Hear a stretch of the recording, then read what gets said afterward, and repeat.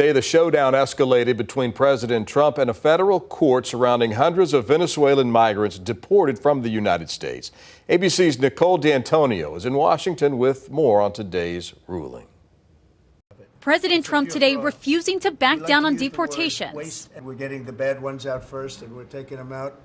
And there's some really bad ones. But today, federal Judge James Boasberg ruled hundreds of Venezuelan migrants deported last week were denied due process. ABC's Karen Travers questioned the president about that on Friday. Mr. President, do you think you have the authority, the power to round up people, deport them, and then you're under no obligation to a court to show the evidence against them? Well, that's what the law says, and that's what our country needs. In his ruling on the migrants today, Judge Boasberg said President Trump's unprecedented use of the Alien Enemies Act does not remove the government's responsibility to ensure the men could contest their designation as alleged gang members, as the White House maintains, without providing any proof.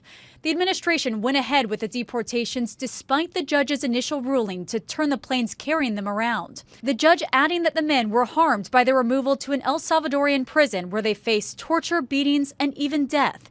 Even before today's ruling, the Trump administration asking an appeals court to step in as the president questions the impartiality of Boasberg. Early this morning, another 200 Venezuelan nationals were deported by the Trump administration, arriving overnight in the capital of Caracas. Homeland Security Secretary Kristi Noem set to visit the notorious prison in El Salvador that the U.S. is paying to hold the Venezuelan immigrants. We're making sure that there's consequences for being here and committing crimes in our communities.